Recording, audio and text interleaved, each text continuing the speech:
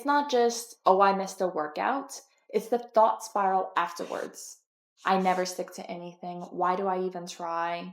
This is just who I am. Welcome to the Nicole Curcio podcast, the show for women who want it all. Faith at the center, a strong and feminine body, deep family connections, and true freedom in their lives. I'm Nicole Curcio, a former medical insider turned fat loss and physique coach. I help high-performing women transform from the inside out, physically, mentally, and spiritually, without starving, obsessing, or burning out. Around here, we train with intention, eat with purpose, and build a life that reflects the woman you were created to be. Let's get into it.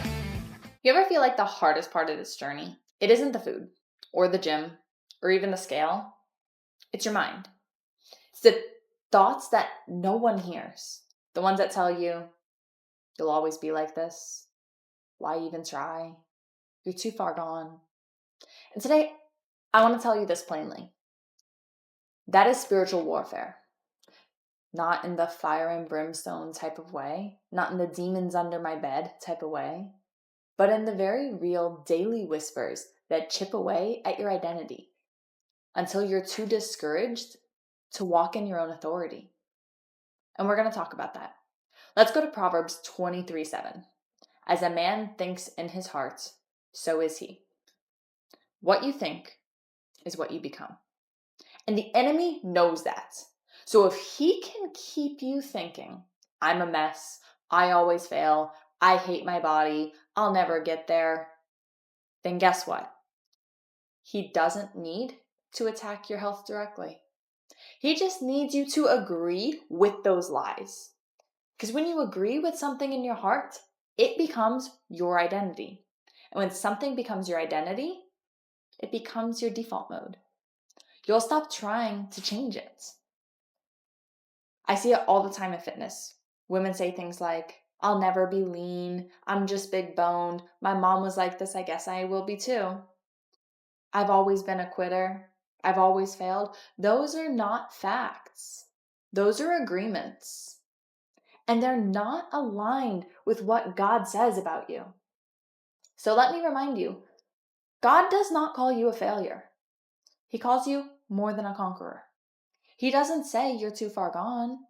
He says, behold, I make all things new. He doesn't say this will always be your struggle. He says, my strength is made perfect in weakness. But here's the tricky part. If you've been stuck for years, it doesn't feel like victory. So that's where the enemy sleeps in with his favorite little tactic, undermining your identity. Because if you can forget who you are, you will forfeit what you've been given. You'll have authority, but you'll never walk in it. You'll keep praying for breakthrough while still believing that it's not actually for you. Let's bring this into the fitness world. It's not just, oh, I missed a workout. It's the thought spiral afterwards. I never stick to anything. Why do I even try? This is just who I am. That is not conviction. That is condemnation. And guess what? The Bible is very clear. There is no condemnation for those who are in Christ Jesus.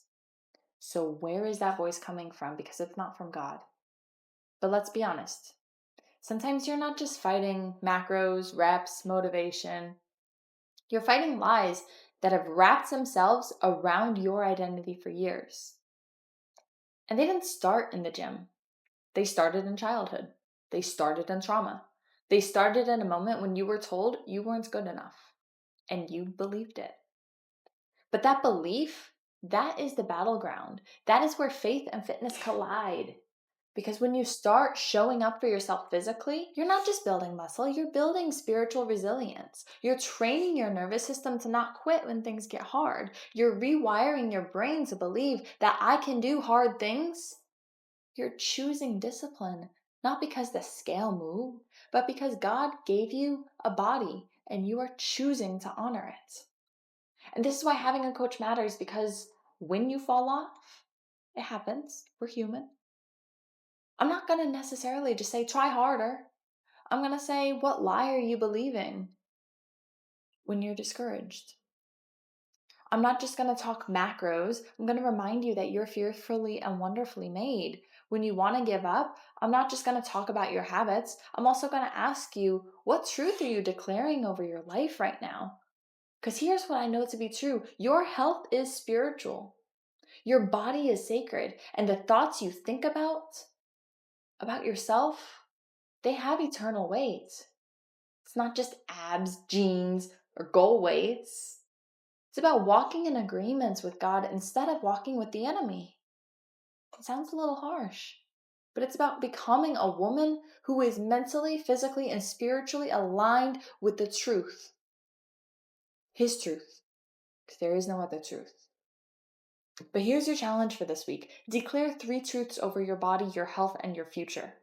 Every single day. I don't care if you write it on your mirror, set it as your phone background, or record a little voice memo to yourself to play in the car.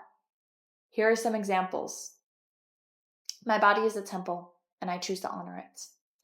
I do not partner with shame. I walk in grace, and I show up consistently. I'm becoming stronger, more resilient, and more whole every day. I don't quit, I rise. This is the year that everything changes. The enemy fights what he fears. So if your mind has been under attack lately, if the whispers have been loud, if you've been second-guessing, self-sabotaging, and shrinking, it's not because you're weak, it's because you're close. So don't you dare back down. Don't you dare believe the lie. You were born to be strong, whole, powerful, and free, and fully aligned with your Creator. And I'll keep reminding you of that until you believe that you do too. Strong, sexy, and unapologetically confident. That's the goal. Now go lift heavy, eat like you mean it, and act like the woman you're becoming. Talk soon.